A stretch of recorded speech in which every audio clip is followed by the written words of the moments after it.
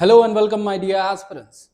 सबसे बड़ी गलती जो एस्पिरेंट्स कर देते हैं it is called the biggest blunder, जिसके वजह से उनका एग्जामिनेशंस क्लियर नहीं होता है, and that is going to be the blunder of NCERTs.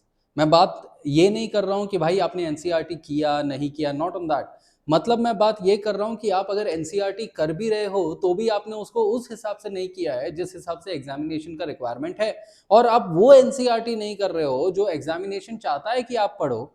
और क्योंकि आप वो मिस कर देते हो, आप वो इजी नंबर्स नहीं ला पाते एग्जामिनेशंस के अंदर, जिसके वजह से आपका नाम वो फाइनल लिस्ट के अंदर आए। और मैं बात कर रहा हूं कि यूपीएससी, स्टेट पीसीएस, अन्य कोई भी लेवल के स्टेट लेवल एग्जामिनेशंस में आपको एनसीईआरटीज पढ़ने बहुत ज्यादा जरूरी है। But the bigger question is आपको न्यूअर एनसीईआरटीज पढ़ने बहुत ज्यादा जरूरी है, क्योंकि बहुत सारे एस्पिरेंट्स सबसे बड़ा ब्लंडर कर देते हैं कि एनसीईआरटी के अंदर वो जो है वो पुराने एनसीईआरटीज पढ़ेंगे, दैट इज 6-7 साल पुरानी ओल्ड एनसीईआरटीज पढ़ेंगे। लेकिन वहीं पर एग्जामिनेशंस जो है वो तो हर साल नए नए जो एनसीईआरटी प्रिंट होते हैं, एग्जामिनेशंस तो उसी को बेस बना के सवाल पूछती है ना। तो भाई जो आपने 10 साल पुरानी एनसीईआरटी को पढ़ा रहेगा, 2010-2012 की एनसीईआरटी को, उसमें से शायद बहुत सारी चीजें बदल गई होंगी इन द 2025-2026 एनसीईआरटी, जिसके बेसिस पे यूपीएससी सवाल पूछेगा। तो आप ये चीज सोचोगे कि आपने तो एनसीईआरटी कर ली, लेकिन वो एनसीईआरटी से सवाल ही नहीं पूछेगा क्योंकि वो एनसीईआरटी पुराना है ना। और नए एनसीईआरटी में से यूपीएससी सवाल पूछेगा, क्योंकि हर साल कुछ ना कुछ बदलाव एनसीईआरटी के अंदर होते। जैसे 2025 से यूपीएससी ने या एनसीईआरटी ने क्या किया है कि पूरा बदलाव ही बहुत अलग लेवल का कर दिया है। मतलब अगर आप एनसीईआरटी देखोगे तो आपको पता चलेगा कि भाई अलग अलग लेवल के ग्राफिक्स वगैरह जो है ना वो एनसीईआरटी के अंदर यूज किए गए हैं। और यहीं से अपने को पता चलता है कि अपने को क्या क्या नई नई चीजें करनी होती है। तो इस सेशन में हम क्या करेंगे, मैं ये एक्सपेक्ट कर रहा हूं कि आपने एनसीईआरटी पढ़ी है, ठीक है। और अगर आपने नहीं भी पढ़ी है तो भी आपके लिए ये सेशन बहुत फ्रूटफुल होगा, क्योंकि आपको पता चलेगा कि एनसीईआरटी में आपको क्या हाईलाइट करना है, क्या पढ़ना है और क्या नहीं पढ़ना है। क्योंकि अगर आपने सब चीज पढ़ा एनसीईआरटी में तो वैसे भी वो वेस्ट है। क्योंकि देखो ना, छठवें क्लास की जो एनसीईआरटी है उसके अगर आप पन्ने देखोगे ना तो 220 पन्नों से भी ज्यादा पन्ने हैं इसमें। अब ऐसे आपको क्या क्या करना है, 6, 7, 8, 9, 10, 11, 12, मतलब भाई आपको 7 क्लासेस की एनसीईआरटी पढ़नी है। अब यही 7 क्लासेस की एनसीईआरटी में आपको क्या क्या पढ़ना है, आपको बेसिकली पढ़ना है कि सबसे पहला हो जाता है आपका सोशल साइंस।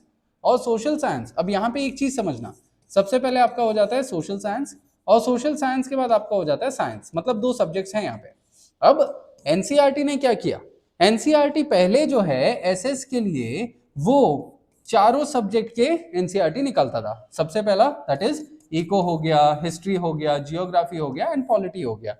तो चारों सब्जेक्ट के लिए अलग अलग एनसीईआरटी निकलते थे। लेकिन अब एनसीईआरटी ने क्या कर दिया है कि इन लोगों ने ये चारों सब्जेक्ट को एक ही बुक के अंदर कंपाइल करके एक ही सब्जेक्ट निकाल दिया, दैट इज सोशल साइंस। और यहीं पे आपका लोड कम हो गया, आपको चारों सब्जेक्ट अलग अलग नहीं पढ़ने थे, आपको बस यही चीज एक ही साथ एक ही बुक पढ़ना है एसएस का, और दूसरा बुक हो जाता है आपका साइंस का। इसके अलावा अब एग्जामिनेशन ने क्या कर दिया है कि भाई from the standard of 6 to 8th class आपको ये एक ही एसएस की बुक पढ़नी पड़ेगी, whereas from the 9th standard आपके ये चारों सब्जेक्ट जो हैं वापस से अलग अलग हो जाते हैं, बाइफरकेट कर दिए जाते हैं, और आपको फिर इनको पढ़ना पड़ता है। लेकिन अब इनमें भी अपने को क्या पढ़ना है वही चीज मैं यहाँ पे आपको बताऊंगा। मैं आपको ये भी चीज बताऊंगा कि हम क्या मिस कर देते हैं एनसीईआरटी के अंदर जो यूपीएससी सवाल पूछता है। क्योंकि यूपीएससी के लिए क्या है कि यूपीएससी को भी पता है एक एस्पिरेंट क्या देखेगा और क्या उसे साइडलाइन कर देगा, किस चीज को साइडलाइन कर देगा। क्योंकि जो हम पन्नों में पढ़ते हैं यूपीएससी भी तो वही प्रोसेस से गुजरा है ना। यूपीएससी को पता है कि भाई एस्पिरेंट ये चीज तक इधर ही रुकेगा, इसके आगे ये एस्पिरेंट नहीं पड़ेगा, एंड वहीं पर यूपीएससी उसके आगे का सवाल पूछ लेता है। तो वही सब चीजें हम क्या करेंगे, हम इन सेशन के अंदर यही सब चीजों को सॉर्ट करने का प्रयास करेंगे। एंड आपको ये पीडीएफ्स ऑलरेडी मार्क्ड वाले, इस सेशन के अंदर हम क्या कर रहे हैं, ऑलरेडी मार्क्ड वाले जो पीडीएफ्स रहेंगे ना ये मैं आपके साथ शेयर करूंगा, और आप क्या करेंगे, आप इन पीडीएफ्स को पढ़ेंगे। So that is what we are going to be doing. जैसे आप अगर यहां पर देखें, मतलब धीरे धीरे करके जैसे अपने आगे बढ़ेंगे तो आपको ये पता चलेगा कि इन सब जो पीडीएफ्स है इनके अंदर जो जो इंपॉर्टेंट चीजें हैं ना वो मैंने क्या करें, वो मैंने मार्क करें, और जो आपको नहीं पढ़ने वो मैंने क्रॉस कर दिए हैं। जैसे यहां पर मैंने क्रॉस किया है, तो आपको ये चीज नहीं पढ़नी है, मतलब इतना टाइम आपको वेस्ट नहीं करना है वो सब चीजें पढ़ने के लिए। एंड जो जो सवाल आपके बन सकते हैं, जैसे यहां पर ये एक स्टेटमेंट दिया गया है, इस स्टेटमेंट के ऊपर यूपीएससी एक सवाल बना के आपसे पूछ सकता है। तो जहां जहां पे सवाल बन सकते हैं वो सवालों के लिए मैंने यहाँ पे हाईलाइटें भी करी हुई है, अपने इसको भी दे। तो इससे क्या हो जाएगा कि भाई जो 220 पन्ने की एनसीईआरटी है ना, वो अपनी 1 घंटे के अंदर खत्म हो जाएगी। मतलब जो 6वीं से 12वीं क्लास की एनसीईआरटी है ना, वो मात्र कुछ दिनों में खत्म हो जाएगी। जो आपकी महीने भर की कहानी थी ना, बहुत सारे महीनों की, वो कुछ दिनों के अंदर खत्म हो जाएगा, और वो भी इफेक्टिव तरीके से।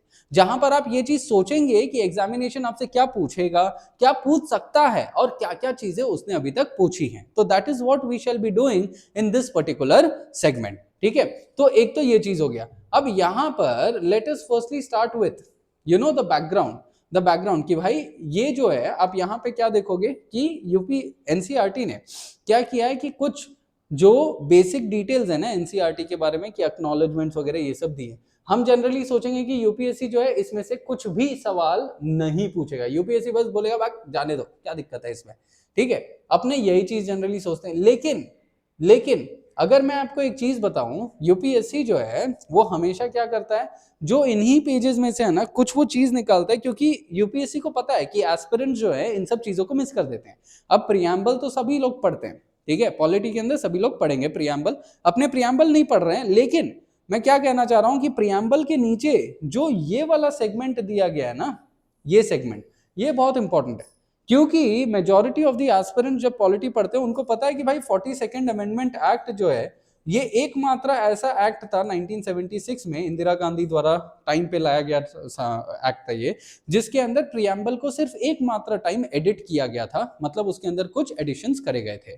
और वो जो एक्ट है उसको इंप्लीमेंटेशन कब किया गया, ये मेजॉरिटी लोगों को नहीं पता, यूपीएससी को भी पता है। तो यहां पर जो एनसीईआरटी ने दिया है कि भाई जो भी इसके अंदर एडिशंस किए गए थे वो कब इफेक्ट में आए, 3 जनवरी 1977 को। और यूपीएससी ने ऐसे ही पहले नेशनल फ्लैग और नेशनल एंथम के ऊपर जो नीचे डिटेल्स दिए गए थे ना, उसके ऊपर से एनसीईआरटी ने सवाल पूछे थे।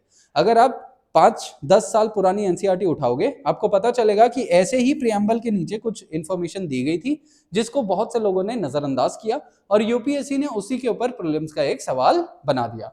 तो ये एक पॉइंट है जिसको आपको ध्यान में रखना है कि भाई जो भी 42nd अमेंडमेंट की बातें थी वो कब इंप्लीमेंट करी गई, 3 जनवरी 1977 को इंप्लीमेंट करी गई थी।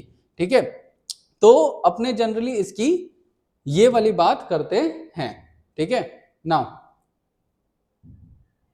अब अगर आगे अपने बढ़े सो अब अपने आ सकते हैं, मतलब बस वही चीज था। तो क्लास 6 के एनसीईआरटी के अंदर अब अपने जनरली क्या देख रहे हैं कि भाई क्या क्या चीजें हैं।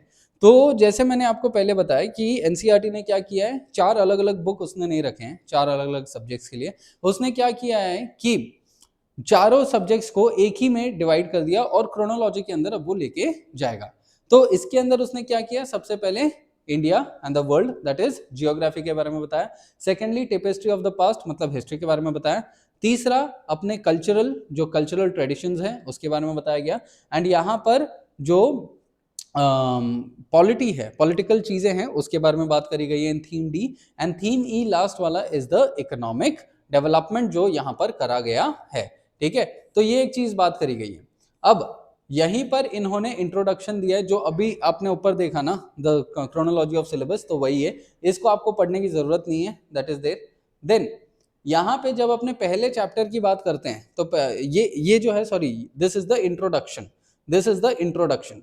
सो ऐसे करके इंट्रोडक्शन जो है आपको इसको गो थ्रू करने की जरूरत नहीं है, क्योंकि इसके अंदर क्या कहा जा रहा है, इसके अंदर बेसिकली यही कहा जा रहा है कि introduction to history, geography, economy, polity, कि भाई हिस्ट्री क्या है, मतलब क्यों इंपॉर्टेंट है हिस्ट्री, वैसा जियोग्राफी क्या है, मतलब दुनिया है, एनवायरनमेंट है, लोगों का जो एसोसिएशन है जो फिजिकल वर्ल्ड के साथ, उसके बारे में बात हो रही है।